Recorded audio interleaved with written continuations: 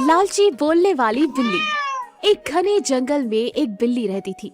उसके लालचीपन और धोखा देने के स्वभाव के कारण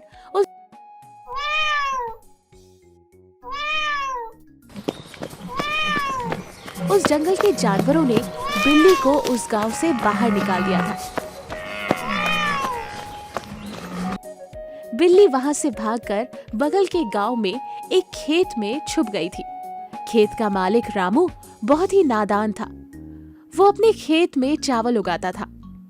बिल्ली को चावल बिल्कुल पसंद नहीं थे, इसलिए बिल्ली ने एक दुष्ट विचार के साथ रामू से दोस्ती करना शुरू किया। एक दिन रामू अपने खेत में काम कर रहा था।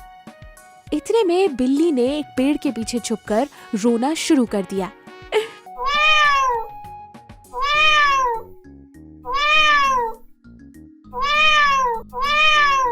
कौन है जो इतना रो रहा है?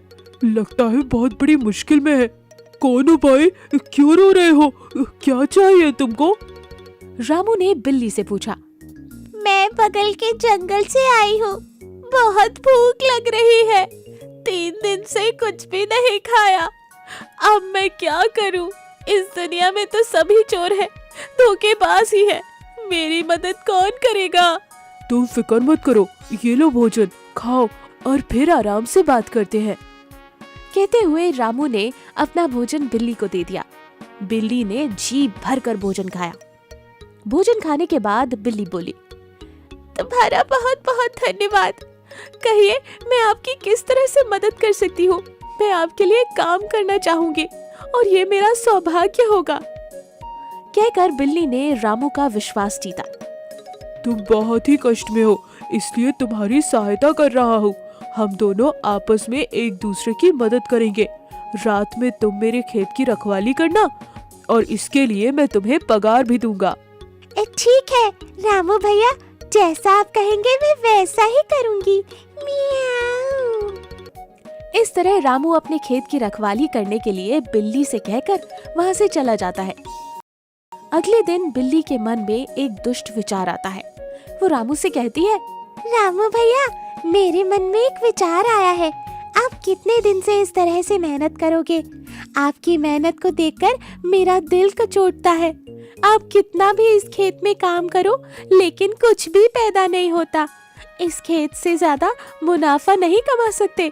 मेरे पास एक अच्छा उपाय है। अगर आप ऐसे ही करोगे तो ज्यादा लाभ होगा। क्या उपाय है? जल्दी बताओ। बिल्ली ने अपने आप में खुश होकर कहा, रामू भैया, आप अपने खेत को तालाब की तरह कर दो और उसमें हम लोग बहुत छोटी छोटी मछलियाँ डालेंगे। उन मछलियों को बड़ा होने देंगे और उसके बाद बाजार में बेच देंगे। बहुत सारा मुनाफा कमा सकते हो ऐसे। हाँ, तुम्हारा उपाय तो बहुत अच्छा है। मैं तुरंत ही अपने खेत को तालाब बना देता हूँ। रामू बहुत मेहनत करके खेत की खुदाई करता है और बड़ा सा तालाब बना देता है। उसमें वो छोटी छोटी मछलियाँ डाल देता है।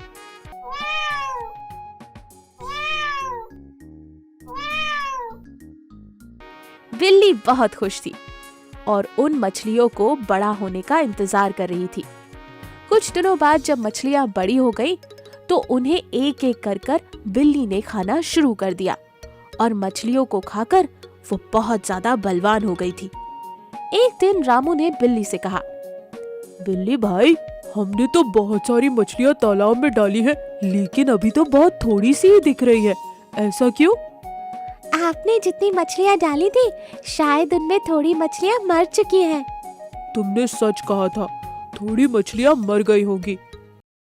इस तरह वहाँ से रामू के चले जाने के बाद बिल्ली बहुत खुश हुई और उसने बाकी दोस्तों को भी वहाँ पर बुला लिया।